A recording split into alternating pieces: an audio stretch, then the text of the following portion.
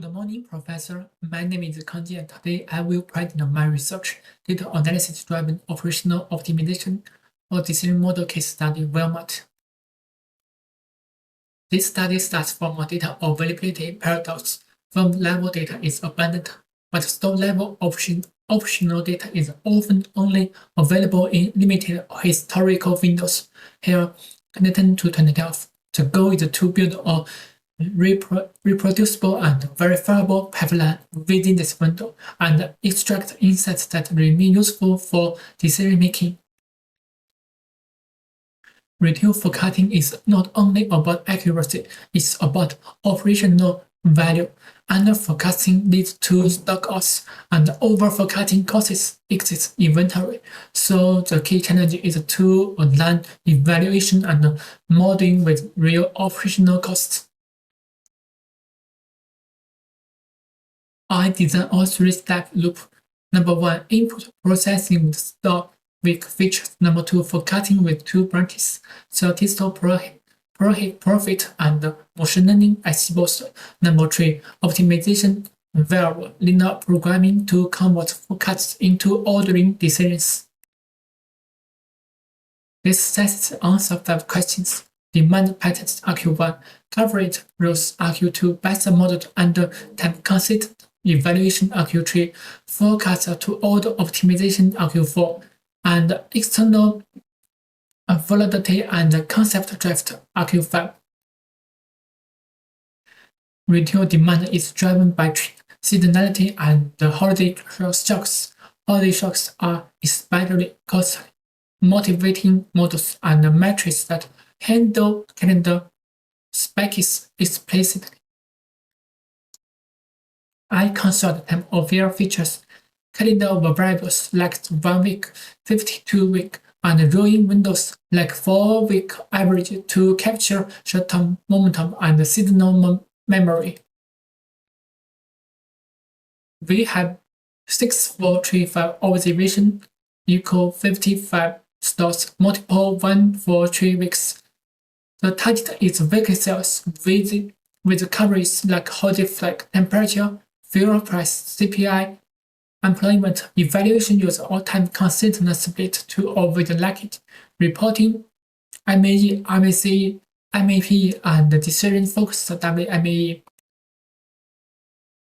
Standard MAE treat every week equally, but operationally holiday week carry higher risk, so I use WMAE where holiday week errors are weighted for multiple encouraging peak week witness. ED confirms recurring calendar-driven peaks and strong store heterogeneity. This suggests forecasting that inventory policies should not be one size fits all. RQ2 asks what coverages contribute. In this dataset, variables like CPI, fuel price, employment, and temperature provide context and risk signals, but the strongest structure still comes from store heterogeneity, calendar composition, and holidays. Practically, these coverages are useful for monitoring changes and supporting planning, especially under draft. For aggregated series cutting profit performance based on WMAE compared to ARIMA and Ceramics, because its decomposable structure model holiday effects more explicitly. For store week forecasting, an exhibits performance by reducing WMAE by about 62% was the random forest baseline on 2 kept metrics consistent with the exhibits reports MAE, IMCE, while WME is market NOA.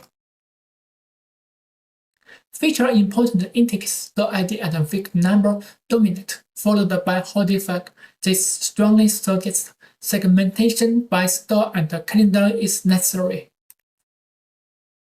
Next, I translate the forecast into decisions using linear programming to order quantities to minimize holding cost plus the out penalty under inventory flow and non-negativity constraints.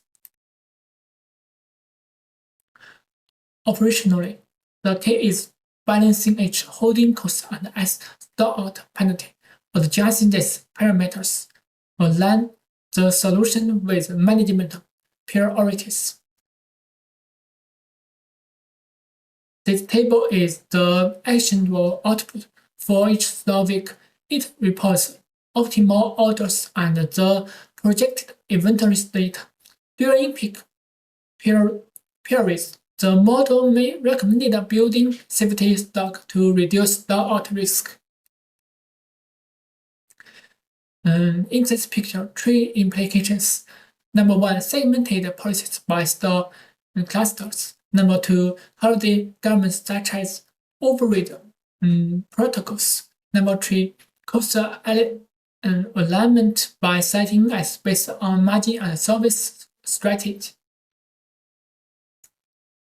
We must be careful about external validity. The 2010 to 2012 date reflects our physical first area. Today, stores can act as hybrid fulfillment nodes. For example, bookings and ship from store and observed sales may mix demand with fulfillment and supply constraints. So sales is not always pure demand, which can cause concept drift. To adapt, future systems should expand variables such as bookings, signals, app traffic, digital compose, and use stock-out logs to better estimate unconstrained demand.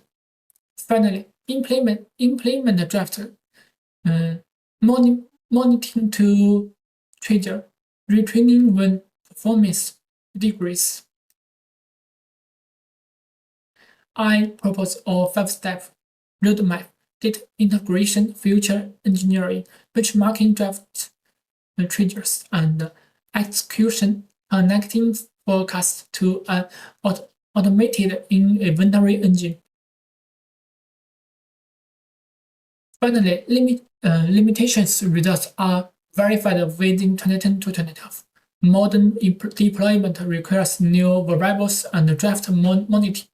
As recommended robustness checks, we can run hardware-weighted sensitivity tests and compare against simple baseline ordering rules, while monitoring both error draft and feature drafts over time.